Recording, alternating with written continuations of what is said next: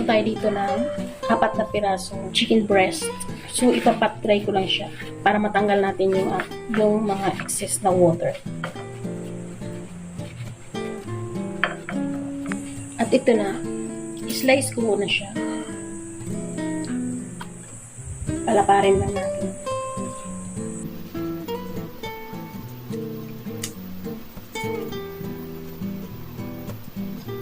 Lalagyan natin ng plastic wrap para hindi siya tumilamsik.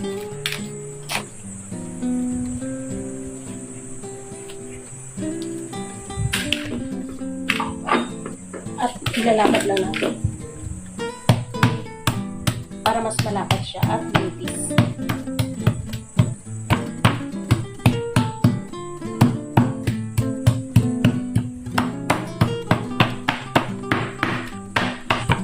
So, okay na to.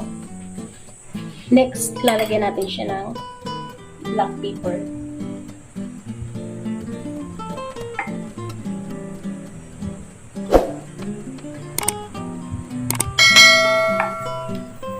Ng salt.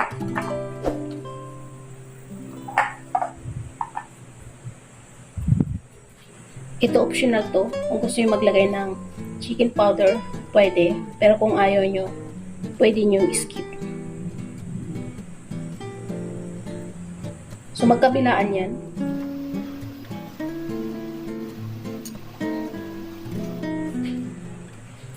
At i-massage lang natin. At ito, meron ako dito ng ham. Lalagyan natin ng ham.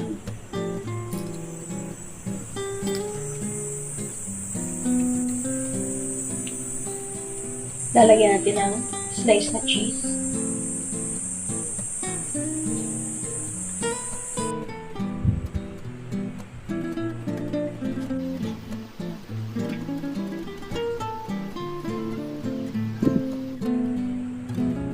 At i-fold.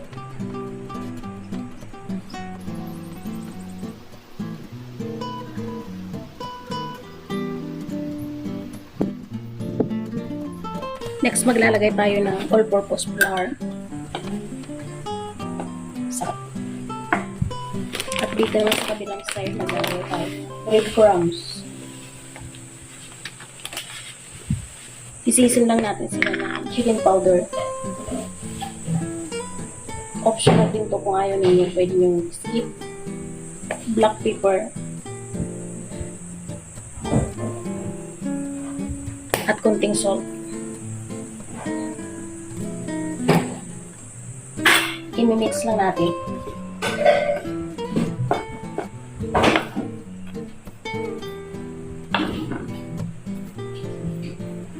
Dito sa isang lalagyan, magbibit lang tayo ng isang egg. Kung kinakailangan natin magdagdag, so magdagdag. Pero, try ko muna yung isa lang. Mukhang okay na siya sa isa lang. Salt. And black pepper. Ibibit lang natin.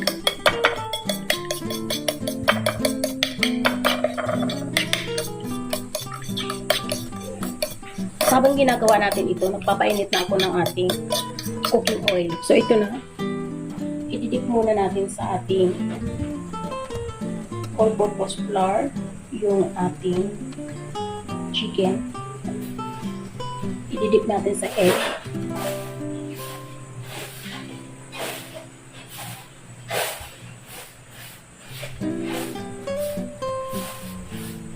At balik dito sa ating breadcrumbs.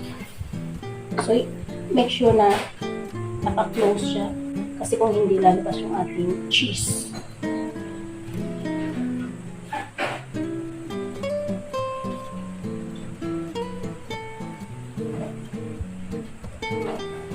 So, ito na yung ating oil. Medium heat lang yung ating apoy, guys. At prito na natin.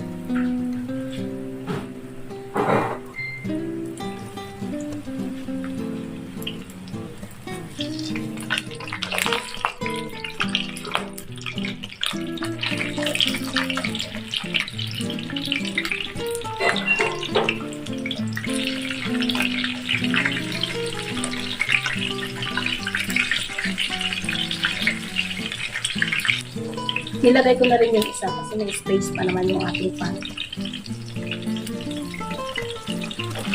At yung ating heat guys, low to medium lang. Dahil kung hindi, masusunog sa labas at sa ilalim, hilaw. So ito na, okay na to. Kunin na natin yung isang peraso. Or 2 peraso. So dito sa isang pan, gagawa lang tayo ng honey lemon butter sauce. So gusto kasi yung sauce niya yung honey lemon. Lalagyan ako ng butter.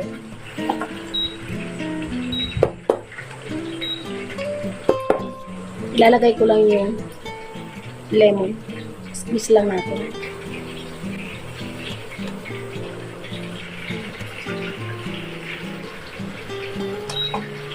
Maglalagay tayo ng honey.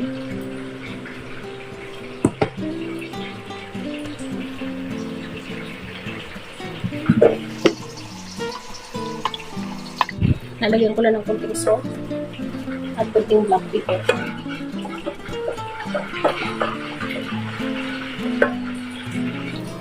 So, para magtigil, lalagyan natin ng cornstarch slurry.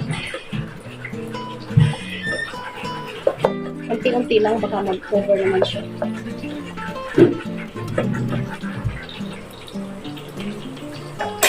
Sarap. Okay na siya. Nagdagan ko pa.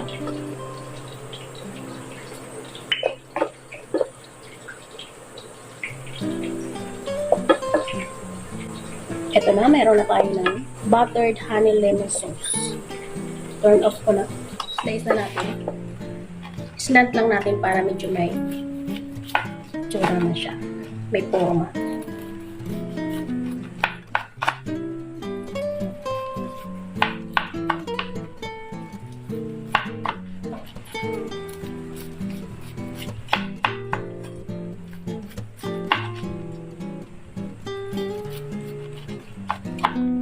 At ito na yung ating chicken cordon bleu. At ito naman yung ating sauce. So ayan guys, bago tayo magtapos, kung ikaw ay bago sa aking channel, please subscribe. Pakiring the bell on para ipagin na ng upload ako ay manonotify ka. At pakifollow ko sa aking Facebook page, Hilda Kitchen Vlog. Maraming salamat sa inyong panonood at sana magkita-kita tayo sa aking mga next video. Bye-bye!